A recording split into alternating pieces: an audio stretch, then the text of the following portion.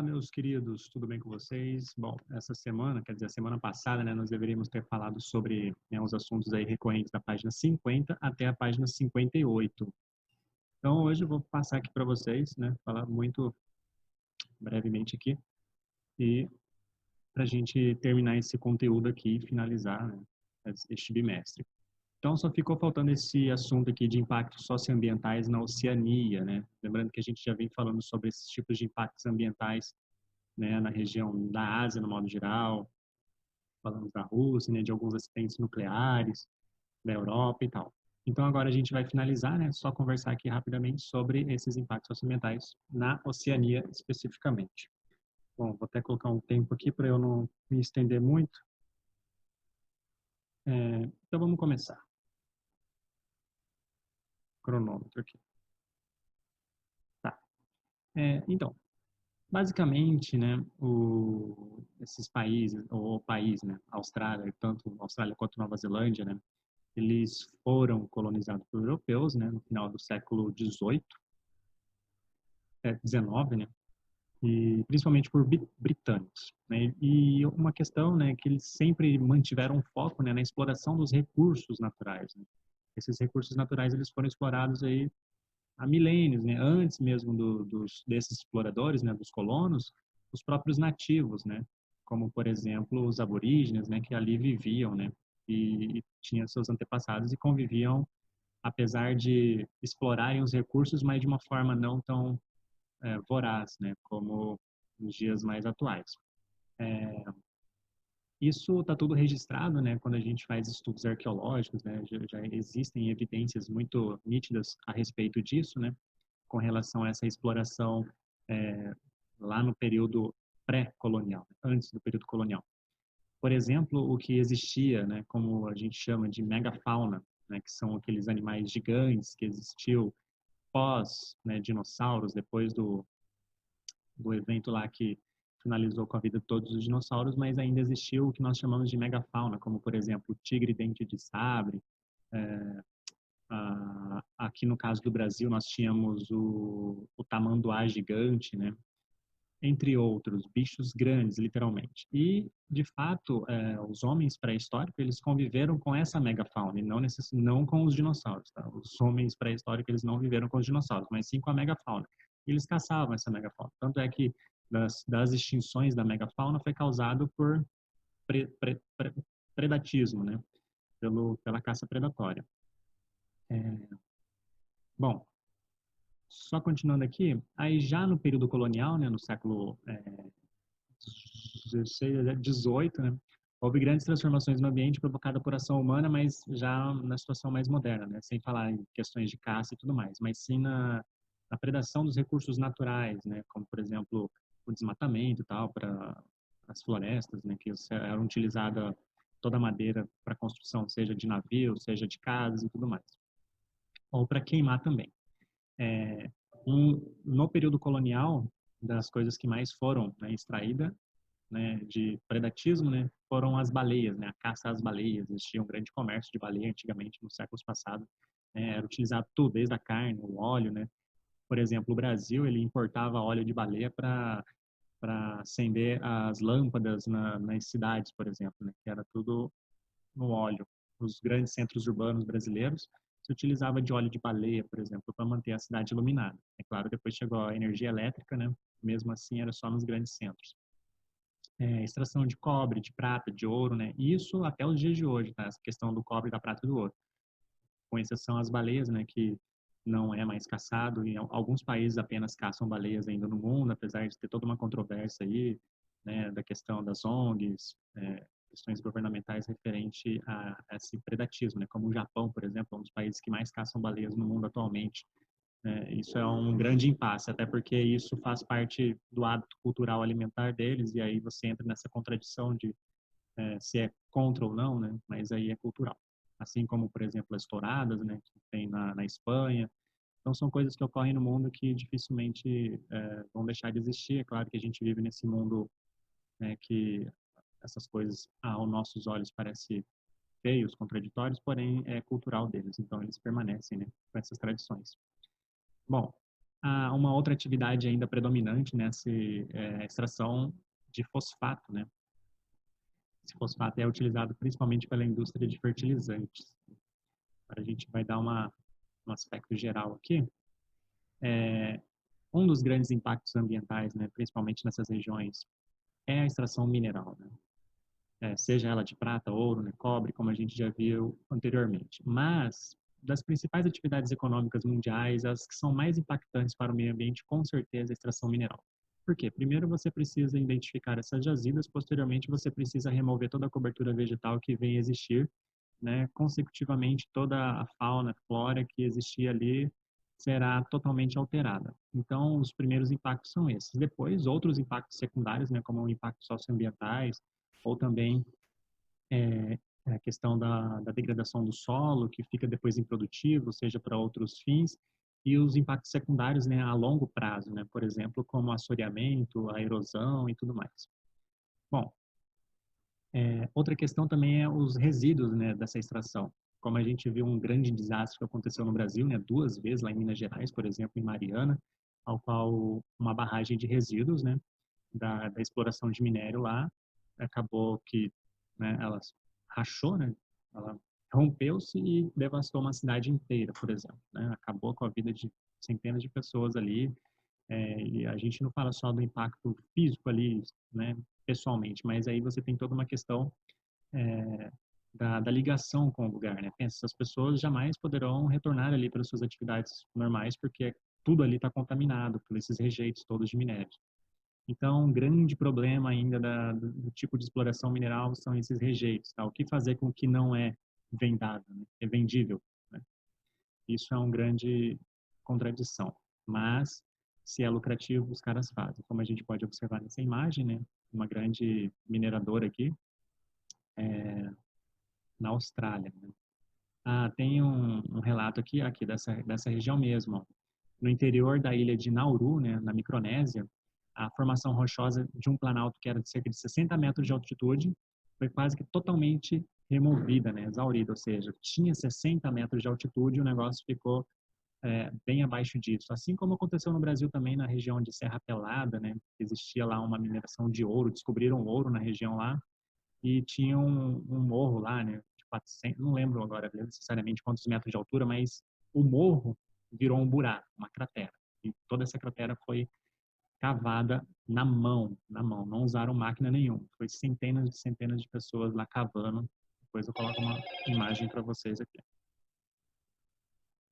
Que é isso, meu cronômetro aqui está rodando. Aqui, como a gente pode ver essa outra imagem, né, a extração também aqui do fosfato. Esse fosfato, né, é um conjunto aí de matéria orgânica, né, com minérios, né, por exemplo, o sódio, né, entre outros que formam ali essa combinação. A parte orgânica, né, trata-se do guano. Não sei se você já ouviu falar em guano. Guano é nada mais do que excremento de animal, tá? Excremento das aves, que forma aí esse cal, né, que é utilizado principalmente na fabricação de fertilizantes. É claro que isso é de coisa de centenas de anos, né, que vem acontecendo e tem toda essa matéria-prima lá para extrair, né, para utilização na composição aí de fertilizantes. E eles são um dos maiores exportadores disso. Aqui, como está descrito, né, Nauru exporta milhares de toneladas de fosfato, né, tem um valor comercial praticamente a base da economia desse país. Bom, o que que acontece, né? Com essa exploração toda, né? Como a gente pode ver nessas duas imagens de satélite aqui, na primeira imagem você tem até uma vegetação um pouco mais verde, né? Mais para o interior aqui. Já nessa outra imagem a gente observa que essa região toda aqui, ó, ela foi desmatada, né? Primeiro que essa região toda tinha uma vegetação nativa, né? Depois ela foi totalmente desmatada, com exceção dessa região aqui que tem um lago aqui, né? Eles utilizam muito a água desse lago aqui e acontece um outro problema. Por conta, né, de ser uma ilha, você já tem naturalmente ali a você tem naturalmente a brisa marinha, né, que leva um pouco de sódio também, né, junto à brisa, né, junto a essa umidade toda, né, porque a umidade da água tem os minerais na água, né? Então, muito desses minerais, como o sódio, ele acaba por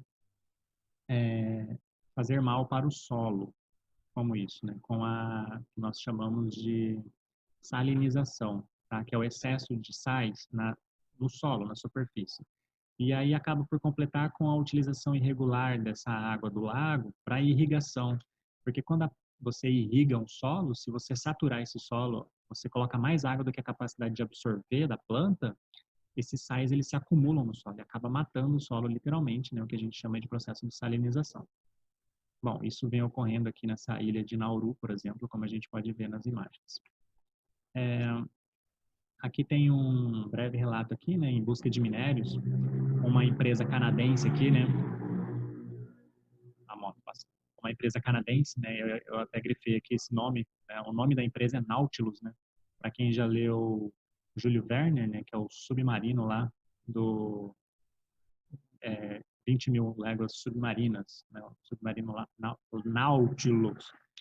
Então, essa empresa canadense, ela vem fazendo, né, essa extração de cobre, né, só que é subterrâneo, né, e a estimativa para essa empresa aqui é que essa extração de cobre valerá, né, futuramente 30 bilhões até o ano de 2030, ou seja, é muita grana, 30 bilhões. Só que a gente está falando de exploração de cobre em profundidades, né, abaixo do nível do mar, ou seja, se qualquer coisa dá errado, né, você tem toda uma vida aquática ali, como totalmente a vida marinha, né, no caso, a flora, né, e os corais, né, que são seres vivos, né, e isso pode ser extremamente prejudicado. Inclusive, né, essa região da Austrália tem a maior barreira de coral do mundo, né, com mais de 2.000 quilômetros, a maior barreira de coral do mundo.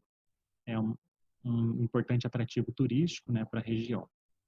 Aqui, como a gente estava falando, né, da erosão e da salinização do solo, que eu acabei já de falar para vocês. Na década de 1980, né, o governo australiano incentivou a derrubada de matas, né, para a ocupação do interior, né, do país, que é as regiões onde a gente conhece hoje como Outback. Outback não é lá onde você vai no shopping comer seu churrasco australiano, não. Outback é a região do interior da Austrália, certo? Então, por isso que tem, né, o Outback aqui no shopping. Né? Você que já foi lá comer, que é caro, né? Caro. Comer uma costelinha, ribs, essa costelinha, né, é inspirada ali no nome, né, da empresa Outback por conta da região da Austrália, né, do Outback. Então, eles utilizaram muito, né, desmataram tudo para praticamente para a utilização aí de pastagens, tá? Uma outra atividade econômica lá que foi extremamente explorada, né, como o eucalipto, né? Se você não sabe, o eucalipto é nativo da Austrália, né? Por que tem eucalipto no Brasil? Ele veio da Austrália de alguma forma, de algum momento da vida daquele eucalipto. Ele veio parar aqui. Mas, né, a gente tem lá como a espécie endêmica, né, australiana. E aí se espalhou para o mundo inteiro, lógico. Mas nativamente é de lá. E esses eucaliptos, mais especificamente, eles atingem 90 metros de altitude, então, de altura. Então, ele é muito importante, né? A utilização da madeira ali é muito fácil e economicamente viável. Porém, já está quase que extremamente exaurido, né, esse tipo de minério. Outra ambulância passando aqui, aí não faz mal, a gente está acabando. Para finalizar aqui, né, a gente já falou dessa remoção da vegetação, né, falamos do Outback também, e aqui temos uma imagem, né, desse interior, né, outra questão, né, que eles utilizavam lá no período colonial, né, eles utilizavam muito para plantação de algodão, de cereais. Isso também, né, como os colonos na época não tinham informações a respeito, não existiam tecnologias, né, por exemplo, não existia, por exemplo, a engenharia agrícola, né, não existia nada disso, os caras plantavam a rolé, irrigavam do jeito que dava e, né, depois se descobriu, né, hoje na modernidade a gente sabe que se você irrigar demais, você, né, causa aquele processo de salinização do solo, como a gente havia falado. Então, são alguns problemas que vêm ocorrendo aí ao longo de centenas de anos. Aqui, como eu havia dito, né, da barreira de coral, o impacto sobre a pesca e os corais, né? Essa região aí, como eu havia dito, tem mais de 2.000 quilômetros aqui, ó, 2.000 quilômetros ao longo da costa leste e nordeste do país, da Austrália, tá? Tem essa grande barreira de coral. Está ocorrendo um processo aí, está sendo estudado, né, que é esse branqueamento, olha só.